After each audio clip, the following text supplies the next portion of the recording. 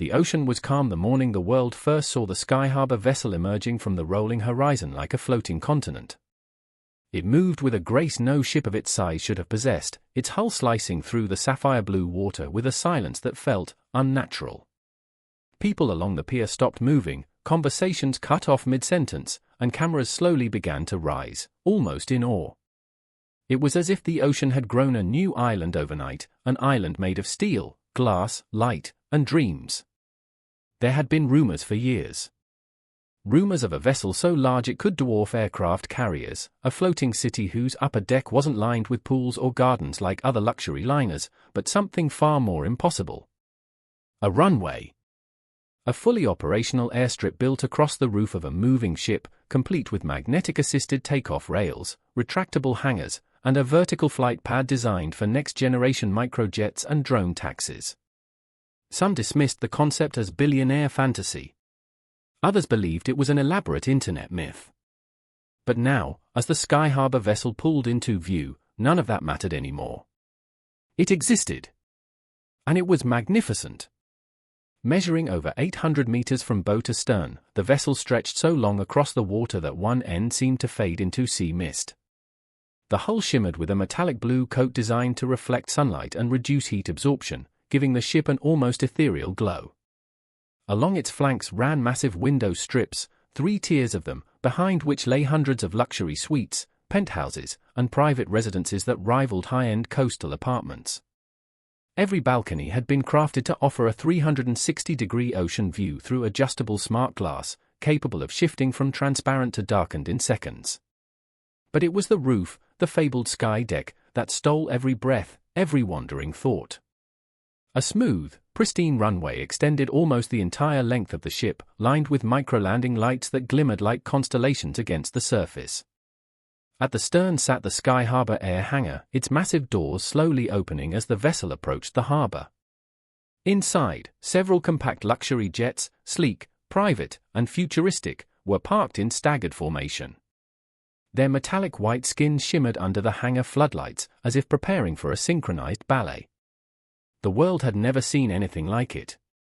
Even as the ship approached land at minimal cruising speed, it remained impossibly steady, its stabilizers working so efficiently that even supported aircraft inside the hangar remained perfectly still. Onlookers gasped as a small jet was towed from the hangar toward the runway, its engine silent, its wings folding outward like a bird stretching itself awake. The SkyHarbor Vessel was not simply a ship, it was a moving port, an airport at sea. The man behind this monumental creation, Sir Adrian Voss, stood near the bow on an elevated observation deck. Tall, silver-haired, with eyes that carried the weight of ambition and precision, Voss watched every inch of the approach with the calculated calm of a man who built empires from the ground up, and now, from the ocean. For decades he had pursued the idea of mobile aviation infrastructure, believing that the world's seas could become an extension of global flight paths. Traditional airports were constrained by land. His creation changed that forever. Behind him, reporters, investors, and luxury travel influencers gathered, whispering in stunned disbelief. Even those who thought they understood what the vessel would be were humbled by the scale of the achievement.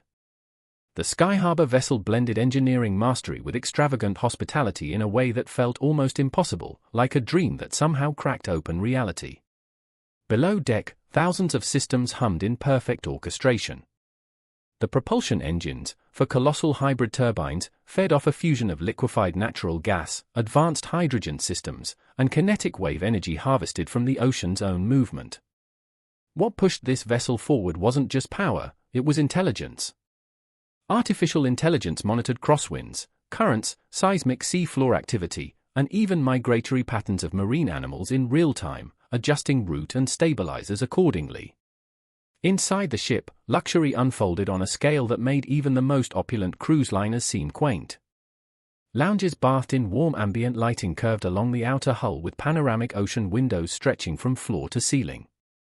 Restaurants crafted from dark oak, marble, and sculpted chrome offered haute cuisine prepared by Michelin star chefs. There were infinity pools that appeared to blend into the sea, spas suspended on glass floors above the rolling waves, and private cinema pods embedded into the ship's hull. Yet even with all this grandeur, the truth was simple, everyone wanted to go above. They wanted to see the sky deck. They wanted to see the runway that moved with the tides. They wanted to watch a jet take off from a ship. And they would. Because soon, the SkyHarbor Vessel would leave port for the first time with guests on board, beginning its maiden voyage, a 21-day journey across the Atlantic, Mediterranean, and Indian Oceans. A voyage unlike anything humanity had ever attempted. A journey where passengers could wake up in Monaco, fly to Dubai from the ship itself, and return before dinner, without ever leaving their floating home. As the vessel completed its slow approach, drones hovered overhead, capturing every angle for live broadcasts. Some focused on Voss standing proudly at the bow. Others zoomed in on the aviation technicians running final checks across the sky deck. And some, more daring, flew dangerously close to the runway edge, capturing the endless blue stretching beyond the ship. What they didn't know was that this voyage would reveal far more than the world expected. For the SkyHarbor Vessel wasn't built only to redefine luxury. It was built to test something. Something Voss had kept hidden. Something that would change travel forever. And this maiden voyage was only the beginning. The interior of the SkyHarbor Vessel was designed with a singular philosophy that the journey should feel infinite. Every corridor, every lounge, every architectural curve had been crafted to evoke the sensation of wandering through a place where boundaries dissolved, where the ocean outside merged with the world inside through controlled reflections and flowing designs. On the morning of departure, guests boarded the vessel through a tri-level boarding terminal built directly into the port. The boarding process felt more like entering a futuristic airport than a cruise ship. Biometric scanners welcomed each guest with a soft glow before a personalized holographic assistant guided them to their suites. Among the arrivals were billionaires, celebrities, aviation enthusiasts, and anonymous high-paying clients who preferred privacy. Each of them entered with a particular expectation or fantasy. Some wanted to be the first civilians to fly from sea to sky, others wanted the accolades of posting the experience to millions online, and a few simply wanted to experience the future before the rest of the world. In the grand atrium, a jaw-dropping structure spanning 14 decks vertically, a hush fell over the crowd as a projection of Sir Adrian Voss appeared in mid-air, his image expanding to nearly 30 feet tall. His voice resonated with calm authority as he welcomed guests aboard, describing the voyage ahead, Monaco to Casablanca, then a long sweep across the Atlantic to Brazil, through the Caribbean, and finally up the coast toward Miami. The vessel would travel thousands of miles, each segment offering guests the ability to use the sky deck's aviation services. For some, it was simply luxury on an unimaginable scale. For others, it was history. Passengers began exploring the vessel like children set loose in a vast, glittering playground. The oceanarium, a multi-level open gallery on Deck 4, held living reefs inside massive curved tanks. The waterfall promenade, an expansive indoor boulevard, was decorated with vertical rivers cascading through engineered glass channels. The high-end boutique district on Deck 7 offered limited-edition designer items made exclusively for SkyHarbor guests. But nothing rivaled the Sky Deck Observation Lounge. Located just beneath the runway, this glass-encased sanctuary allowed passengers to look upward through reinforced crystal panels to watch aircraft prepping above. Even inside, there was a faint rumble as magnetic catapults aligned themselves for takeoff energy cycles. Watching jets accelerate above while sitting in a cushioned lounge chair sipping imported champagne gave passengers an entirely new perspective: aviation as theater. Meanwhile, in the sky hangar, engineers and pilots performed meticulous checks on the microjets scheduled for demonstration flights. The aircraft were small, just 8 to 12 seats, but crafted with extreme luxury in mind. Each jet featured a whisper-quiet propulsion system powered by next-generation hybrid turbofans and electric boosters. Their interiors boasted leather trim, hardwood accents, and panoramic glass ceilings that made the sky visible from every seat. Voss walked among the aircraft in the hangar, observing every calibration, every adjustment. His crew moved around him in silent synchronicity. Nothing on this vessel was improvisational.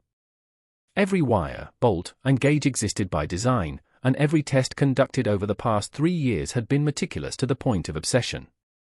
But one chamber, sealed behind biometric locks, remained off-limits even to most of the senior engineers. Inside that chamber sat the SkyHarbor prototype Unit X-9. Unlike the microjets displayed in the open hangar, the X-9 wasn't designed for guests. It wasn't designed for commercial use at all. It carried no luxury interior, no panoramic windows, no unnecessary weight. What it did have was technology that had never been tested outside controlled facilities, an airborne energy harvesting system paired with atmospheric recycling thrusters. In simple terms, the X-9 could refuel itself from the sky. And the SkyHarbor Vessel was the only place on Earth prepared to test it. Even now, encrypted data streams flowed through the vessel's core, linking the ship's navigation AI with the X-9's flight systems. If successful, the X-9 would reveal the future of air travel, aircraft capable of crossing the world without landing, without refueling, without dependence on ground infrastructure. But the risks were immense.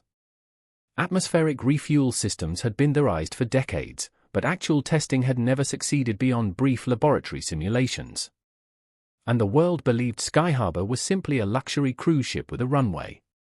No one suspected it was also humanity's largest-scale airborne test lab. As the ship departed Monaco, cheers erupted along the coastline.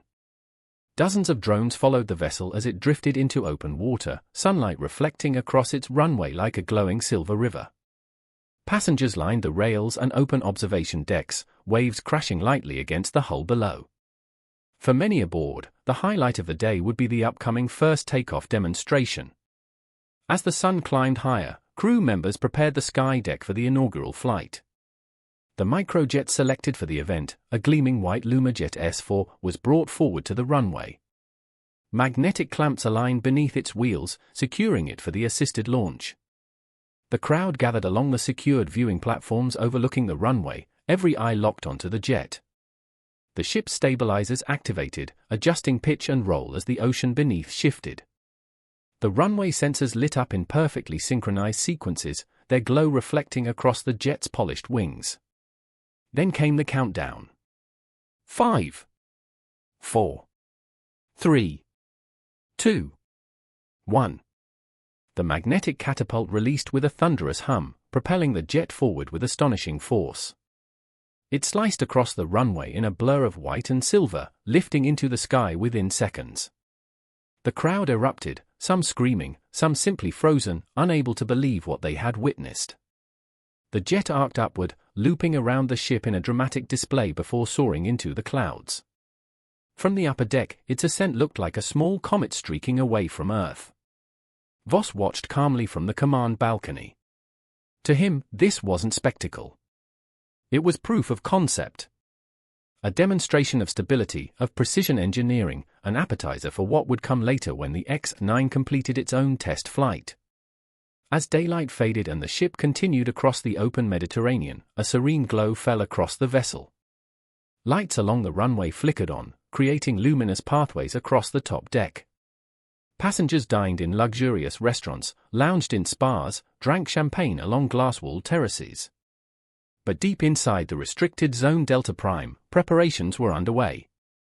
The X-9 was awakened. Energy cells hummed quietly as the craft's systems came online, its anti-shear plating locking into place.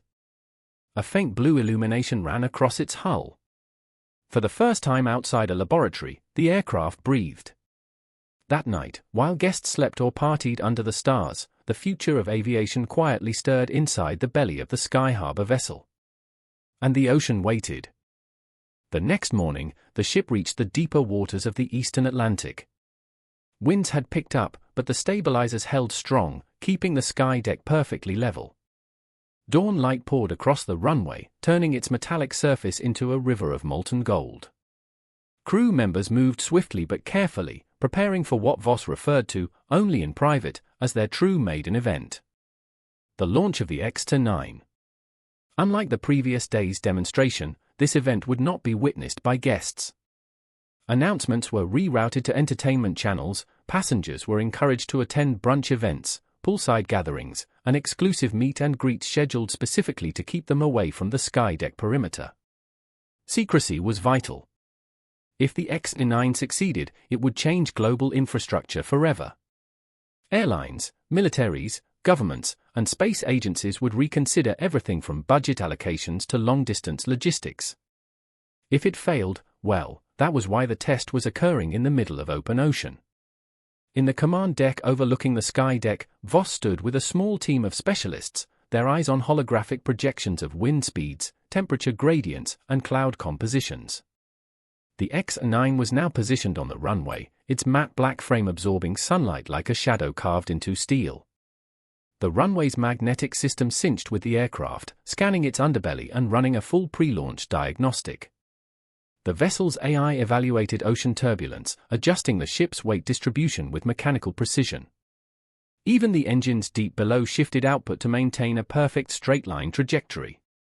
Everything was ready. Voss inhaled, slow and steady. Begin. The clamps released. The hum grew. The magnetic rails vibrated with energy. And the X-9 launched. It accelerated faster than the previous microjet, its velocity reaching takeoff speed before it even crossed half the runway. The aircraft lifted cleanly, slicing upward like a black arrow fired into the sky. Within seconds, it disappeared into the clouds. Inside the command deck, data streamed rapidly across every screen: atmospheric intake flow, stabilization ratios, thruster calibration metrics, energy regeneration cycles. For 2 minutes, everything looked perfect. Then the anomaly appeared. At first, it was only a subtle fluctuation, an unexpected spike in the X-9's atmospheric harvester. Something in the air composition at high altitude caused an overload in the energy intake cycle. The aircraft compensated, but the spike returned, stronger. The AI inside the vessel flagged it as a critical event. Voss's calm expression tightened. The team watched as the aircraft's thrusters began flickering between energy modes, switching too rapidly to stabilize correctly. For a moment, the X-9 dipped, losing altitude before catching itself again. Emergency recall, Voss ordered. Signals burst upward from the ship, encoded with the emergency flight override. The vessel's navigation AI reached out to sync with the X-9 systems, attempting to pull the aircraft back into alignment. But no sync came. Instead, the X-9 began climbing, too quickly, too sharply. Its atmospheric harvester's field had expanded. It wasn't failing. It was consuming. Pulling in more energy than intended, drawing atmospheric particles at a rate that caused micro-distortions in the air around it. The aircraft appeared to flicker, almost teleporting momentarily, due to the atmospheric compression effect created around its frame.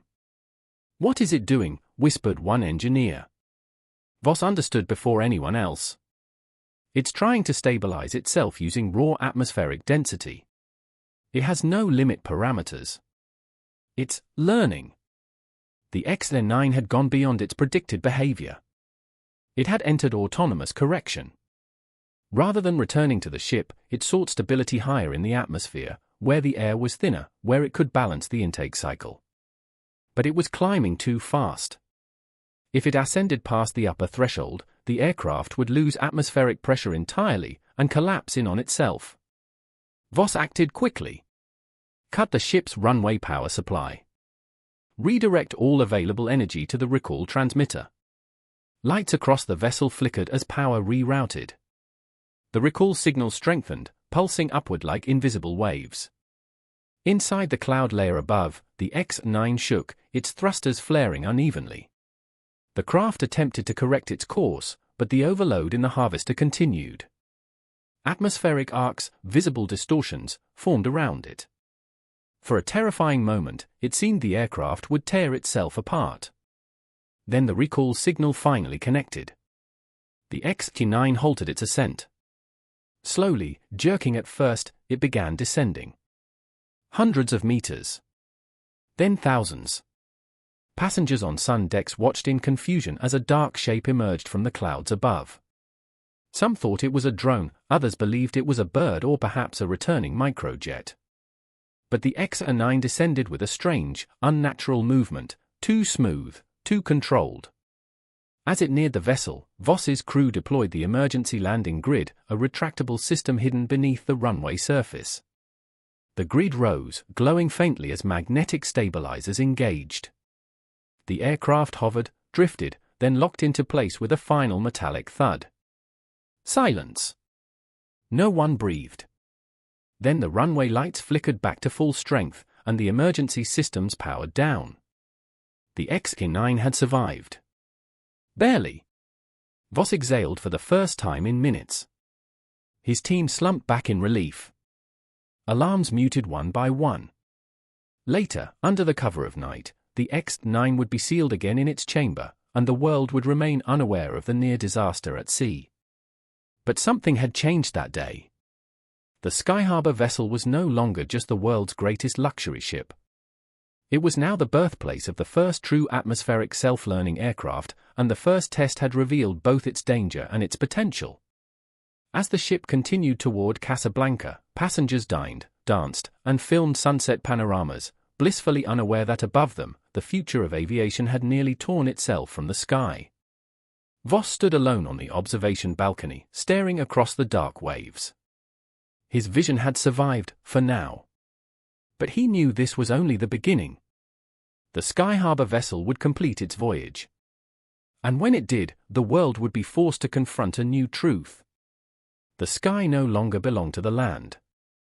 It belonged to the sea. And to the ship that carried an airport upon its roof.